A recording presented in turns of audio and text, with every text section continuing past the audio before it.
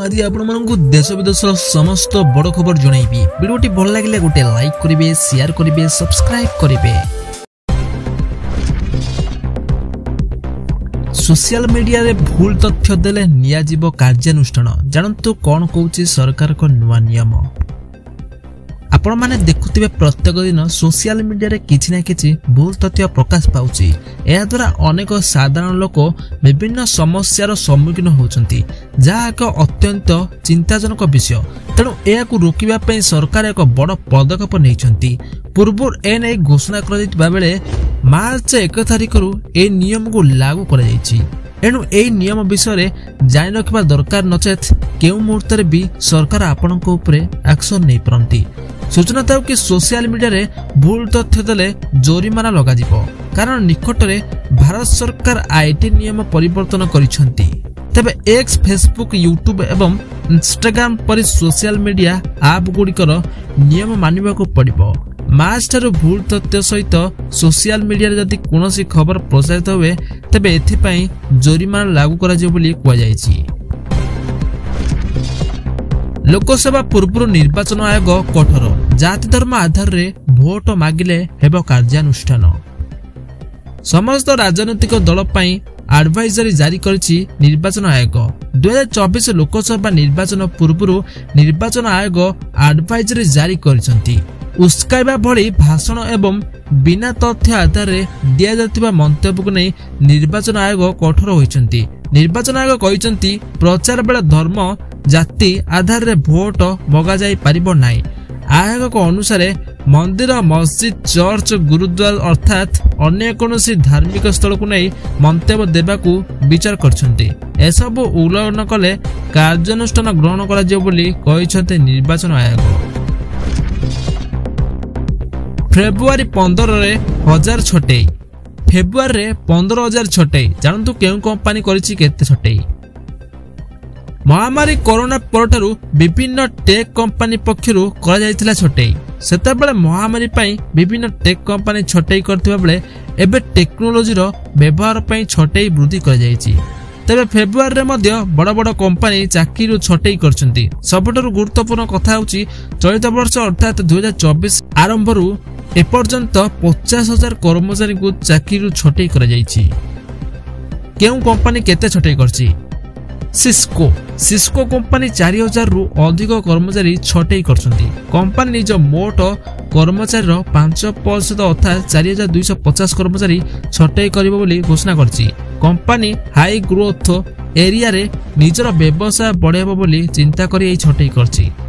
Expedia travel website company Expedia 1500 कर्मचारी को छटई करछि।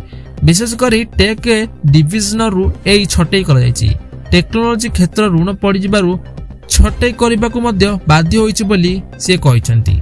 सोनी एंटरटेनमेंट पक्षरु फेब्रुआरी मासरे 900 कर्मचारी छटई कर जायछि। एहा होछि सारा विश्व रे कंपनी कार्य करतबा कर्मचारी संख्यार 8%।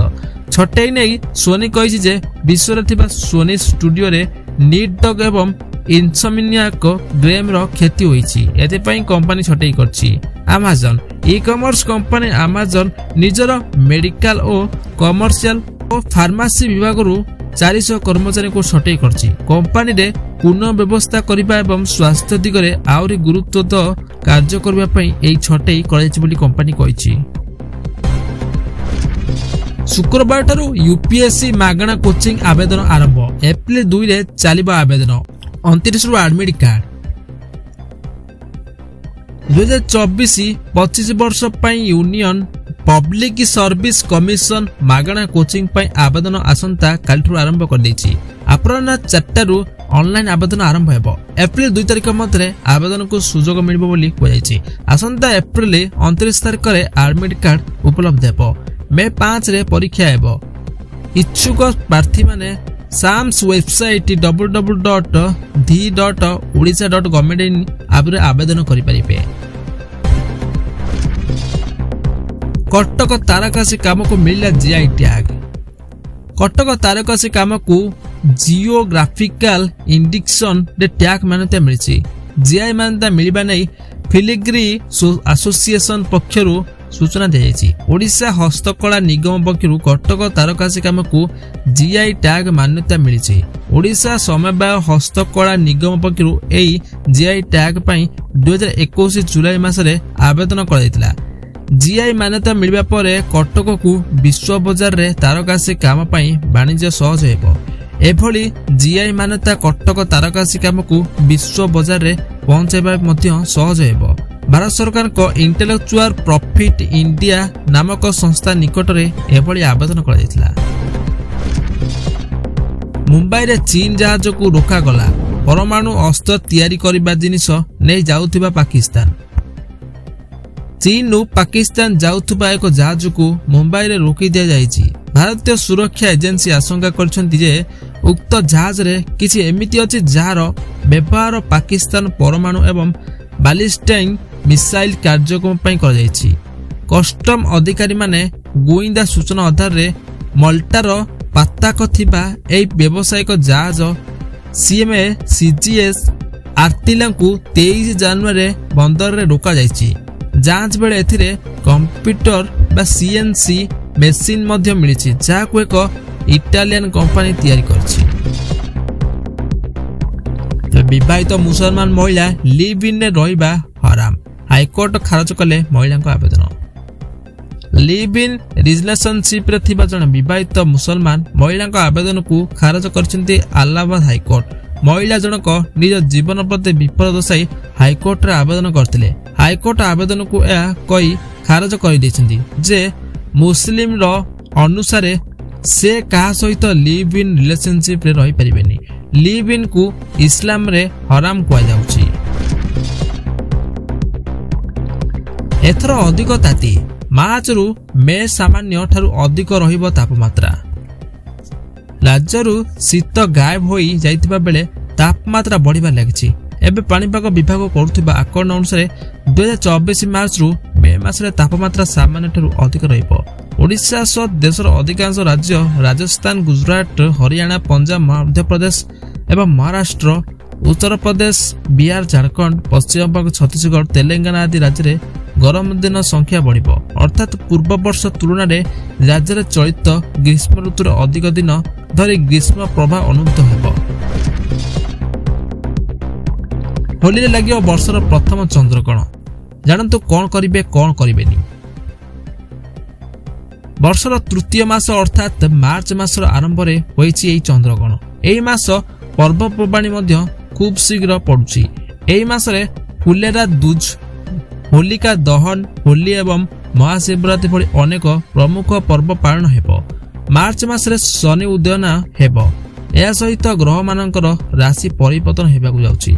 एई मासरे होली दिन बेर प्रथम चंद्रग्रहण मत लागिबो। मार्च मास 25 तारिख रे होली दिन चंद्रग्रहण लागिबो।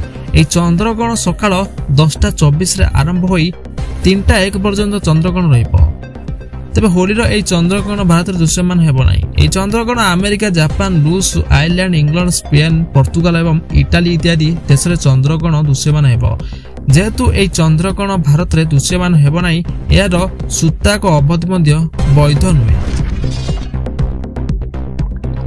पुरी रे प्रथम थर पई जैक साज रे उठिला घर 1.5 फुट उठाई जाउछि 5 फुट उठिबो। पुरी 18 नला स्थित गोपीनाथपुर गाँव में प्रथम थर जैक साज उठिला घर। यह प्रक्रिया पुरी प्रथम थर देखा मिली। गाँव अजय साहू घर ऊपर को उठा जाइए। गोपीनाथपुर रे वर्षा जो पानी समस्या देखा जाइतिला। फल घर भितर आंठुए पानी रे कलबल होई रहिबा सह यातायातर असुविधा भोगी स्थानीय बासिंदा। घर को न भांगी किपरि माटी पतन ठारू 5 फुट ऊपर को उठिबो ए प्रक्रिया जैक साहाय्य आरंभ कर महला विशिष्ट 3टी रूम को 600 वर्ग फुट रे प्राय 100टी जैक झारखंड रु आसीथिबा 6 जन श्रमिकों साहाय्य कार्य चलछि। प्राय 1.5 फुट उठा जाइछि। घरटी प्राय 5 फुट उठिबार अछि बोली घर मालिक अजय सूचना दैछन्ति। दर्शक बंधु वीडियो भल लगे गोटे लाइक करेंगे, शेयर करेंगे, सब्सक्राइब करेंगे। धन्यवाद।